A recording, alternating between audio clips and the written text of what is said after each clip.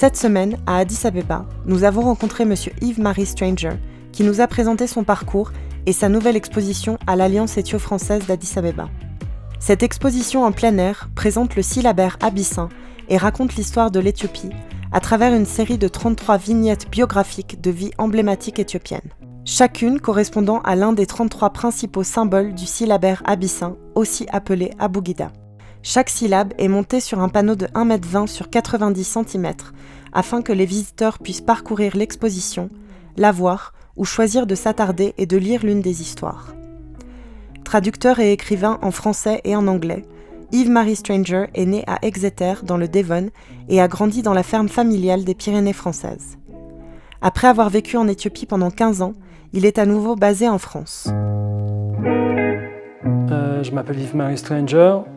J'ai vécu pendant environ 15 ans en Éthiopie. Je suis arrivé en Éthiopie il y a quasiment 20 ans maintenant. J'étais venu pour écrire un guide sur la ville d'Addis Abeba. Chose que j'ai faite, ça a pris 2 mois. Saison des pluies, ça a été une introduction assez rude. La ville ne ressemblait aucunement à ce qu'elle peut ressembler aujourd'hui. C'est très boueux, très lent, beaucoup moins de voitures, beaucoup moins de gens, aucun building quasiment qui ne datait pas des années 70. Je suis reparti et 10 mois plus tard, j'étais de retour. Et pour 1 an, et je ne suis pas reparti pendant 15 ans. D'accord. Voilà en quelques mots.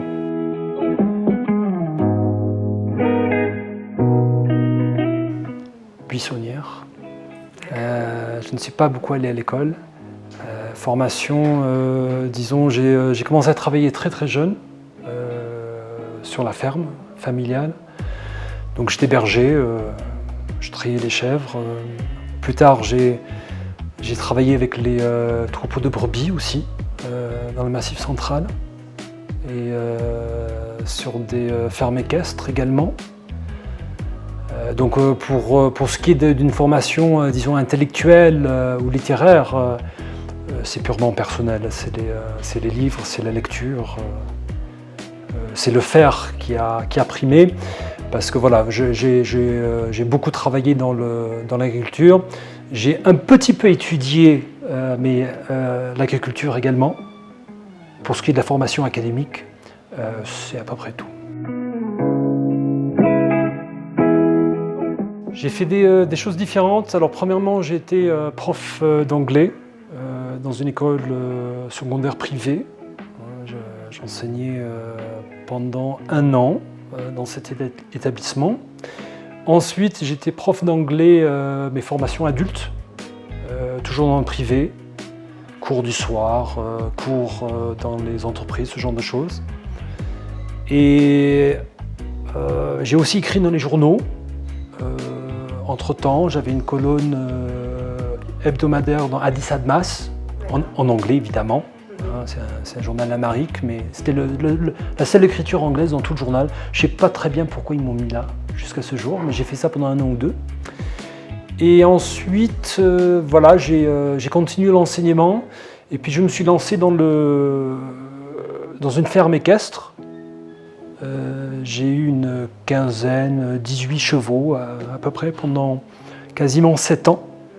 Et je faisais des randonnées de plusieurs jours, d'une semaine, jusqu'à Debre-Libanos, en Kobar. On a été jusqu'au Nil Bleu une fois, en 1 semaine. Donc ça m'a donné une expérience de l'Éthiopie autre, parce que ça m'a amené ça m'a amené à traverser les territoires, beaucoup à pied, avant le cheval, parce qu'il fallait reconnaître les chemins, les sentiers, beaucoup. Donc ça m'a amené à dormir chez les gens, à se paumer, à se perdre, tout ça. Et puis ensuite à acheter des chevaux sur les marchés équestres, et puis à traficoter des selles, des choses comme ça. Alors voilà, tout un monde qui s'est ouvert. Et donc premièrement une approche voilà, très pratique, très terrienne de la chose, du pays, une approche vraie, je serais tenté de dire. Et puis deuxièmement, j'ai eu des employés, alors des employés réguliers qui travaillaient dans mes écuries. Et puis j'ai longtemps travaillé avec ma belle-mère, qui était ma gérante, qui, à vrai dire, qui gérait tout quasiment. Par exemple, sur une randonnée, moi je faisais le guide, c'est tout. Elle faisait tout le reste, c'est-à-dire un travail immense. Et on avait des cuistots, des chauffeurs, des monteurs de tentes, des démonteurs de tentes, enfin, etc.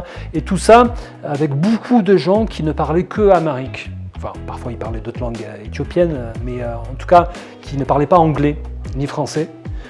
Ce qui m'a amené de nouveau au proche du pays et du réel, parce que j'ai été forcé de vraiment parler. Donc j'ai fait ça pendant oui, peut-être 7 ans. Et puis ensuite, j'ai aussi été interprète, traducteur évidemment, vous en avez parlé tout à l'heure, des bouquins, tout ça, mais aussi interprète de conférences. Et ce qui a été une expérience très intéressante, parce que j'ai vu un autre côté de l'Éthiopie, parce qu'il m'a été donné de rencontrer des premiers ministres, des ministres, d'être une mouche sur le plafond en quelque sorte, qui voit les arrières-cuisines politiques après avoir passé beaucoup de temps à l'écurie. Donc voilà. Ça, avec l'écriture et la traduction, et donc l'enseignement, ça a été mes 15 ans. 15 ans d'études. D'où elle vient cette expo, ce syllabaire abyssin? Ça vient de plusieurs endroits. Ça vient en premier lieu de mes discussions avec un éditeur français, Jean-Michel Cornu, de l'Enclos. Il y a plusieurs de ses bouquins dans cette salle même. Il a publié au moins une demi-douzaine, peut-être plus de bouquins sur l'Éthiopie, des très beaux livres. C'était un ami et on a souvent discuté. On disait comment écrire vraiment sur ce pays. Il n'y a pas un livre académique, pas non plus un truc trop général, mais comment vraiment révéler le pays, en quoi il ressemble. Et on a souvent parlé de ça autour d'un verre d'ouzo ou de touch. Et puis on a souvent parlé de Marcel Schwab et de ses vies imaginaires. Et nous, on imaginait écrire une histoire de l'Éthiopie à travers des biographies, des vies plus ou moins imaginaires. Cornu est mort.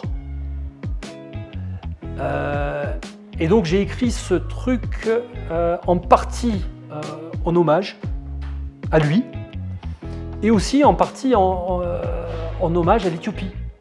C'était ma façon d'essayer de porter témoignage, d'utiliser ce que je sais faire, plus ou moins, les mots, écrire, et d'essayer de dresser un portrait. Alors c'est à la fois, donc voilà, c'est un objet littéraire très français, un hommage à un éditeur disparu de sa propre main en plus, et en même temps, je tente de dresser le portrait d'un pays à travers des personnages, la plupart historiques, mais certains imaginaires, mais même les historiques, c'est de la fiction, c'est mélangé, hein, c'est une œuvre romanesque, c'est pas historique. Et puis après, le syllabaire, ça vient en partie de Cornu, de nouveau, qui était... Alors, il ne parlait pas amharique, ou très très mal, quelques mots comme ça, mais il avait une grande pratique de l'Éthiopie, qu'il comprenait très bien, vraiment bien. Et il parlait certains mots d'amharique assez mal, mais il a fait des très beaux livres savants, qui comportaient beaucoup de Goethe, de Fidèle, par exemple son bouquin sur Ludolf, Histoire de l'Éthiopie, qui est le premier bouquin d'histoire sur l'Éthiopie à être publié. Un très très beau livre, et une belle édition par Cornu, une réédition donc. Et l'amharique avait pour lui ce caractère de signe un peu magique. C'est-à-dire que voilà, le chinois, c'est pareil pour moi. Un idiogramme, pour moi, c'est pas un mot. C'est un signe kabbalistique, parce que j'y comprends rien. Ça a une beauté, et puis c'est tout. Et donc j'ai tenté d'approcher ça par ça. Moi, je sais lire et écrire l'amharique, pas très très bien, mais je sais. Donc c'est moins kabbalistique, c'est quand même, ça a un sens, c'est un son pour moi, c'est un mot. C'est pas juste un dessin, un joli dessin. Mais j'ai voulu, en plus de ce travail, donc hommage historique, aussi faire quelque chose d'esthétique, d'amusant, de léger, de mystérieux par rapport aux fidèles, pour que ce soit un objet qui puisse parler à des Éthiopiens, même des Éthiopiens qui ne liraient pas le français et l'anglais, et que ce soit donc à la fois un objet littéraire qu'on peut lire, mais aussi quelque chose qui serait beau, même à 50 mètres. d'où l'expo. Alors un projet, c'est pas un projet, mais quelque chose qui va sortir, même si c'est pas moi, je suis juste le traducteur. C'est le très beau livre d'Hugues Fontaine, qui devrait sortir dans 1 mois ou 2, ici à Addis Abeba, sur l'ère ménélique. Une version française, anglaise et amérique. C'est très très beau. Donc, j'en suis très heureux d'avoir participé à ça. Personnellement, j'ai un bouquin qui devrait sortir en septembre aux éditions Nevicata. C'est un ouvrage à mi-chemin entre l'ouvrage savant et l'ouvrage grand public. Donc il se veut pour le lecteur un peu attentif, la personne qui vient en Éthiopie, qui a envie de vraiment comprendre. Voilà, donc j'ai essayé de mettre ça à la portée des gens à travers un essai à la fois personnel, parce que ça retrace des anecdotes, mon expérience à cheval, d'interprète, de vie pendant 15 ans dans cette ville, que vraiment j'ai connue au jour le jour. Donc ça essaye de montrer les gens que j'ai connus, éthiopiens, étrangers, dans cette ville, d'expliquer ce qui fait fonctionner cet endroit. Et puis à une vue un peu plus large, un peu plus dans le temps, historique, avec un entretien avec l'historien Eloi Fiquet. Une approche sociologique, personnelle, sociologique c'est un grand mot, comment est-ce que ça a changé l'Éthiopie? Qu'est-ce que ça veut dire être un Éthiopien aujourd'hui par rapport à il y a 50 ans? Ce qui est une grande question, parce que ça a tellement changé. Et ça, c'est avec Bede Mariam, qui a une approche très intéressante, une expérience très intéressante, qui connaît beaucoup de gens, qui a donc une approche très unique. Et puis la troisième personne, c'est Rahel Shaul, l'architecte, qui a fait beaucoup de bâtiments qu'on connaît dans la ville. Et avec elle, on a pu parler de notre élément très important, contemporain et à venir, qui est l'urbanisme. Le transport, l'eau, les condominiums, les routes, et comment tout ça fonctionne ou ne fonctionne pas d'ailleurs. Et ses vues sur ça et comment elle voit l'avenir, parce que c'est vraiment une question primordiale. Quand on sait, je pense qu'on estime que, je crois que c'est 40% de la population dans 2 décennies va être urbaine. Maintenant, c'est à peu près 20, je pense. Donc, quand on connaît la taille de la population, dans 20 ans, dans 30 ans, c'est immense.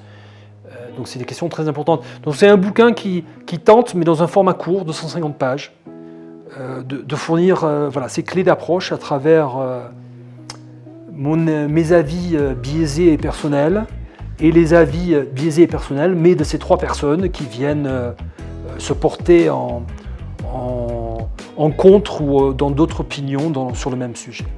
Arts TV vous remercie pour votre attention et vous souhaite un excellent week-end. Marianne Coalo, Addis Abeba, Éthiopie.